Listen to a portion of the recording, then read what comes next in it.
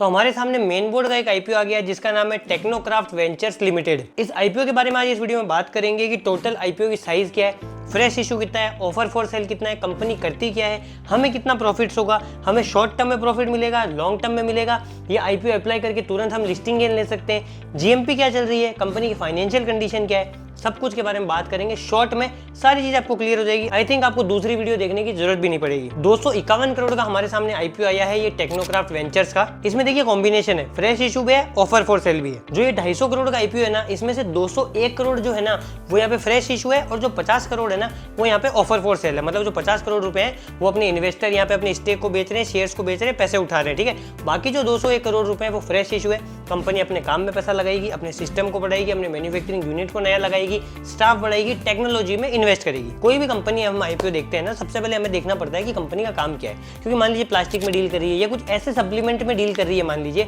जो in future में बंद होने वाले हैं या यहाँ पे खत्म हो जाएंगे, तो वो कंपनी में कोई मतलब नहीं है पैसा लगाने का। ये जो कंपनी है ना, ये इंफ्रास्ट्रक्चर वाली कंपनी है। मतलब ये कंपनी क्या है कि बड़ी बड़ी बिल्डिंग्स बनाती है, रोड्स बनाती है, हाईवेज बनाती है। साथ में ये कंपनी 1998 से इनकॉर्पोरेट है। मतलब लगभग कंपनी को 28 साल का एक्सपीरियंस है। कंपनी मेनली यहाँ पे सेंट्रल गवर्नमेंट के और स्टेट गवर्नमेंट के काम लेती है। अब सेंट्रल गवर्नमेंट तो पूरा आ गया, स्टेट गवर्नमेंट में कुछ स्पेसिफिक स्टेट है, जैसे उत्तर प्रदेश हो गया, उत्तराखंड हो गया, राजस्थान हो गया और नेशनल टेरिटरीज ऑफ दिल्ली। ये सब में इनका मेनली काम रहता है। जैसे ये मैंने आपको बताया, रोड्स बनाते हैं, हाईवेज बनाते हैं, टनल्स बनाते हैं, साथ में ये बिल्डिंग्स भी बनाते हैं। जो कमर्शियल बिल्डिंग होती है ना वो भी बनाते हैं। साथ में पावर डिस्ट्रीब्यूशन के जितने प्लांट्स वगैरह बनते हैं वो भी ये लोग बनाते हैं। इनके पास में अभी 170 लोग फुल टाइम पे स्टाफ है, 78 इंजीनियर्स है इनके पास और काफी सारे प्रोजेक्ट्स अभी ऑनगोइंग है, चल रहे हैं इनके। अब देखिए कंपनी का ये भी देख लिया हमने, काम क्या है, बिजनेस मॉडल क्या है। थोड़ा सा फाइनेंशियल देखते हैं कि कंपनी की फाइनेंशियल कंडीशन कैसी है। अगर 2024 से 2026 का डाटा देखें तो एसेट्स यहाँ पे 250 करोड़ से लगभग 350 करोड़ पे हुए हैं। मतलब काफी अच्छा है। 100 करोड़ का यहाँ पे पॉजिटिव हमें देखने को मिल रहा है। टोटल इनकम में बात करें तो 227 करोड़ से 347 करोड़ तक गई है। मतलब वो भी इंक्रीजिंग में। प्रॉफिट अगर देखो तो 19 करोड़ से 43 करोड़ गया 2024 से 2026 में, ये भी इंक्रीजिंग में। मतलब अच्छा है, कंपनी प्रॉफिट मेकिंग है। EBITDA भी यहाँ पे 35 करोड़ से 72 है। मतलब जस्ट डबल हुआ EBITDA भी इनका। कंपनी का ROE देखे तो 26% है, ROCE देखे तो 27% है। डेब्ट टू इक्विटी देखोगे तो 0.55 है, जो कि काफी अच्छा है।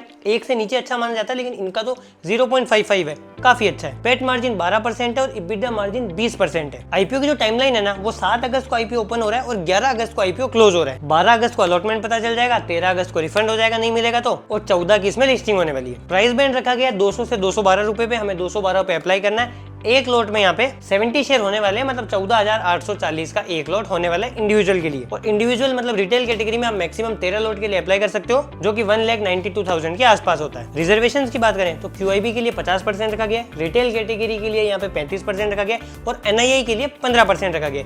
रिटेल के लिए 35% रखा है, मुझे काफी अच्छा लगा। अब थोड़ी सी कंपनी की GMP की बात करें तो अभी लगभग 10-12 रुपए की GMP चल रही है। परसेंटेज में निकाली तो 4-5% की GMP है, लेकिन जब इसको अप्लाई करने आप जाओगे तो लास्ट डे पे एक बार चेक करना कि डे 3 में कितना सब्सक्रिप्शन आया है। डे 1, डे 2, डे 3 के कंपेयर में अगर आपको ग्राफ ऊपर दिख रहा है, सब्सक्रिप्शन अच्छा आ रहा है, GMP अगर आपको लगता है कि 25-30% की जा रही है, तो आप लिस्टिंग गेन के लिए अप्लाई कर सकते हो। या कंपनी का आपको लगता है काम अच्छा है, कंपनी काम अच्छा कर रही है, फ्यूचर में ग्रो कर सकती है, फाइनेंशियल अच्छा है कंपनी का, तो आप लॉन्ग टर्म भी जा सकते हो। मैं आपको कोई भी buying guide, selling guide, apply करना नहीं बता रहा हूँ यहाँ पे, क्योंकि ये बताऊंगा तो मेरे को स्ट्राइक पड़ जाएगी, क्योंकि मैं कोई भी सेबी से रजिस्टर्ड नहीं हूँ। तो मेरा काम है आपको पूरा डाटा बताना, पूरा चीज समझाना। कोई आपको डाउट बचता है, कुछ समझ नहीं आता, मुझे कमेंट बॉक्स में पूछिए, मैं डेफिनेटली आपको वहाँ पे आंसर दूंगा। इस कंपनी, इस आईपीओ से रिलेटेड कोई क्वेश्चन है वो भी आप कमेंट बॉक्स में पूछ सकते हो।